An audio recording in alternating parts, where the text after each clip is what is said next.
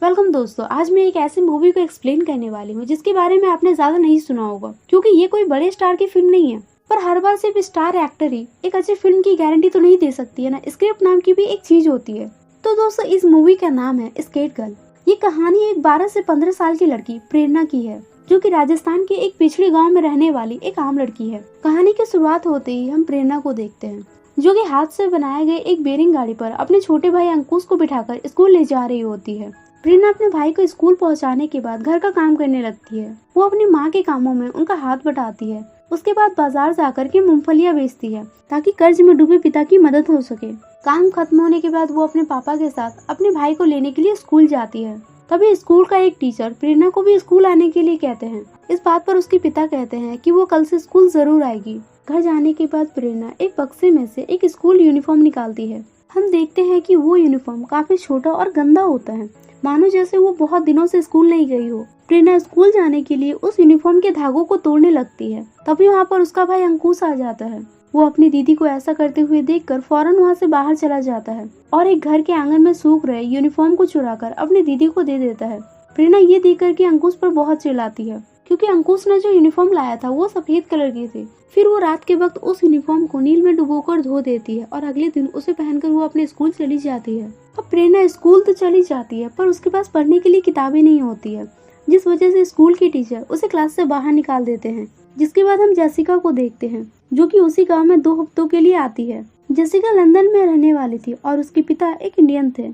एक दिन प्रेरणा एक दुकान में किताबें देख रही होती है, तभी उसी दुकान में जेसिका भी आ जाती है और यहाँ पर दोनों की मुलाकात होती है। प्रेरणा मुस्कुराकर वहाँ से चली जाती है। जाते वक्त वो देखती है कि उसका भाई एक लड़के से लड़ाई कर रहा होता है। वो उसे रोकने की कोशिश करती है, पर अंकुश उसके मुंह से अपनी बुराई सुनकर बर्दाश्त नहीं कर पाता और वो कीचड़ उठाकर उस पर मारने लगता है। इसी दौरान जेसिका भी वहाँ से पार हो रही होती है, तो वो कीचड़ सीधे जाकर के जेसिका पर लग जाता है। ये देख करके प्रेरणा जेसिका को अपने साथ ले जाती है उसे साफ करने के लिए। प्रेरणा उसे हैंडपंप के पास ले जाती है और उसके साफ करने में उसकी थोड़ी मदद करती है। वहाँ पर दोनों बातें कर रहे होते हैं, तभी अंकुश वहाँ पर अपनी बैरिंग गाड़ी को लेकर के आ जाता है। जेसिका जब उस गाड़ी को देखती है तो वो कहती है कि ये तो बिल्कुल स्केटबोर्ड की तरह है।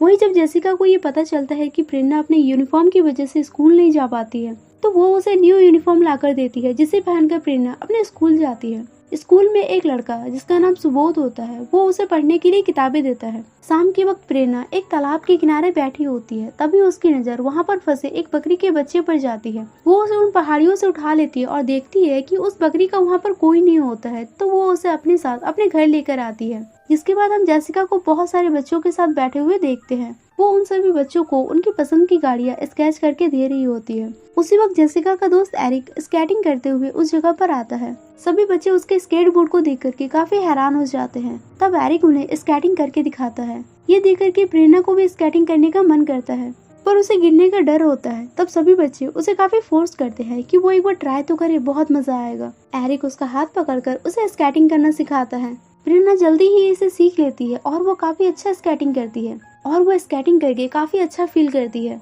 जिसके बाद एरिक वहाँ से जा रहा होता है, तब सभी बच्चे उसे स्केटिंग सिखाने के लिए काफी रिक्वेस्ट करते हैं कि वो उनके साथ कुछ दिनों के लिए यहीं पर रुक जाए। एरिक को अपने स्कूल के काम से जाना था, पर उन बच्चों के फोर्स करने पर वो वहाँ पर रुकने के लिए तैयार हो जाता है। अगले दिन प्रेरणा स्कूल के कंप्यूटर रूम के बाहर खड़ी होकर के एक लड़की को कंप्यूटर चलाते हुए देखती है। तब सुबोध उसे अपने साथ कंप्यूटर रूम में लेकर जाता है और दोनों वहाँ पर स्केटिंग के वीडियोस देखते हैं। स्कूल से आने के बाद प्रेरणा स्केटिंग सीखने जाती है।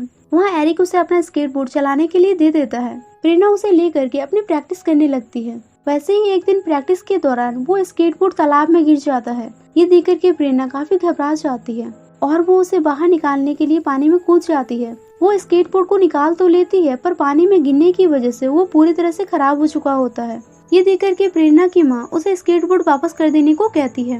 प्रेरणा एरिक के पास उसका स्केटबोर्ड लेकर के जाती है, साथ ही उन्हें कुछ पैसे भी देती है क्योंकि उसने उसका स्केटबोर्ड पूरी तरह से खराब कर दिया था।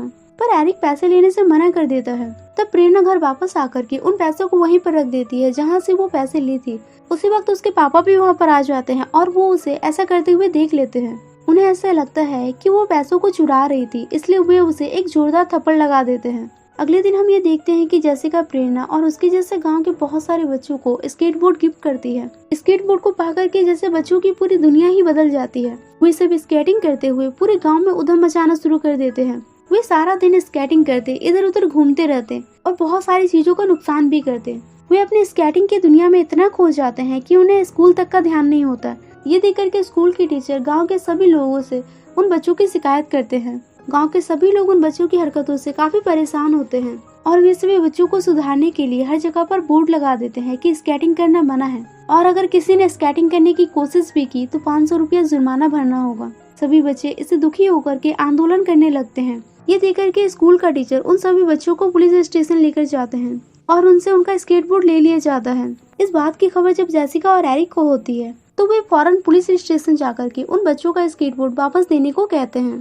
तब टीचर जेसिका से कहते हैं कि आपके दिए हुए स्केटबोर्ड की वजह से बच्चे स्कूल नहीं जाते हैं, पढ़ाई नहीं करते हैं, पूरा दिन बस गांव में उधम मचाते फिरते हैं। जेसिका उनसे रिक्वेस्ट करती है कि वो इस बार उन्हें छोड़ दे, आगे से ऐसा कुछ नहीं होगा, सभी बच्चे टाइम से स्कूल जाया करेंगे।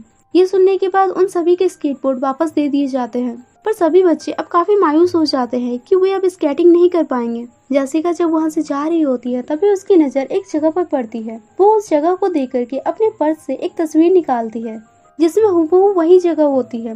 उस फोटो में हम जेसिका के डैड और उसके दादाजी को देखते हैं। दरअसल जेसिका यहाँ पर अपने पिता के गांव को देखने के लिए आई थी कि किस तरह से वे पले बड़े थे। जेसिका उस जगह को देख करके काफी मायूस हो जाती है और थोड़ी देर के लिए वहीं पर बैठे बैठे कुछ सोचने लगती है। जेसिका को अब लंदन वापस जाना था क्योंकि उसके 2 हफ्ते अब पूरे हो चुके थे, पर वो उन बच्चों के बारे में सोच करके कुछ और टाइम के लिए वापस जाने का आइडिया ड्रॉप कर देती है और एक स्केट पार्क बनाने की सोचती है ताकि उन बच्चों को स्केटिंग करने से कोई ना रोक सके। उसके इस काम में उसके दोस्त भी उसका साथ देते हैं। एरिक अपने बाकी दोस्तों को लाने के लिए बेंगलुरु चला जाता है।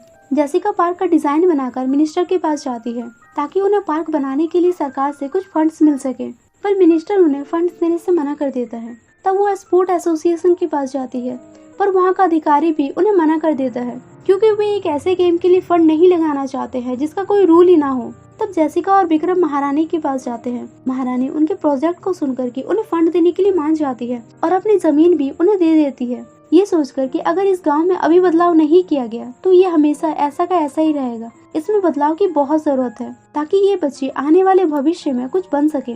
जमीन मिल जाने के बाद जेसिका पार्क बनाने का काम शुरू कर देती है। इतने में एरिक भी अपने बाकी फ्रेंड्स को लेकर के वहाँ पर पहुँच जाता है। फिर सब मिलकर काम में लग जाते हैं। कई दिनों तक काम करने के बाद उनका स्केट पार्क तैयार हो जाता है। पार्क तैयार हो जाने के बाद जेसिका मिनिस्टर से मिलकर के एक ऑल इंडियन स्केटबोर्डिंग चैंपियनशिप का आयोजन करती है। ये इंडिया में पहली बार खेला जाने वाला मैच है जहाँ हर जगह से बच्चे आने वाले हैं। सभी बच्चे ये देख करके काफी खुश हो जाते हैं और स्केट पार्क में जाकर के अपने कंपटीशन की तैयारी करने लगते हैं। एरिक और उसके सारे दोस्त मिल करके उन सभी बच्चों को स्केटिंग सिखाते हैं। कई दिनों तक नए नए स्टंट सिखाने के बाद एरिक के दोस्त वापस चले जाते हैं। एक दिन प्रेरणा और अंकुश प्रैक्टिस करने के लिए पार्क में चले जाते हैं, पर प्रैक्टिस के दौरान प्रेरणा गिर जाती है और उसके पैर में चोट लग जाती है। प्रेरणा के पिता उसकी चोट को देख करके जेसिका के पास जाते हैं और उसे बहुत कुछ सुनाकर प्रेरणा से दूर रहने के लिए कहते हैं। इस बात से जेसिका को भी बहुत बुरा फील होता है। वही प्रेरणा की माँ प्रेरणा से पूछती है कि स्केटिंग में ऐसा क्या है जो तुम्हें इतना अच्छा लगता है। प्रेरणा कुछ सोचते हुए कहती है कि पता नहीं, पर बहुत अच्छा लगता है, मानो जैसे कि मैं आजाद हूँ, कोई रोक टोक नहीं, कोई रूल्स नहीं है, बस मैं हवा में उड़ रही हूँ। ये सब सुनकर प्रेरणा की माँ उसे अगले दिन स्केट पार्क में लेकर जाती है। ये देख करके जेसिका भी बहुत खुश हो जाती है। फिर जेसिका उन सभी बच्चों के लिए नए स्केटबोर्ड, सेफ्टी के लिए हेलमेट, ग्लव्स मंगवाती है ताकि किसी को भी चोट ना लगे। एक दिन प्रेरणा सुबोध के साथ मेला घूमने के लिए चली जाती है, जिस बात की खबर पूरे गाँव में फैल जाती है।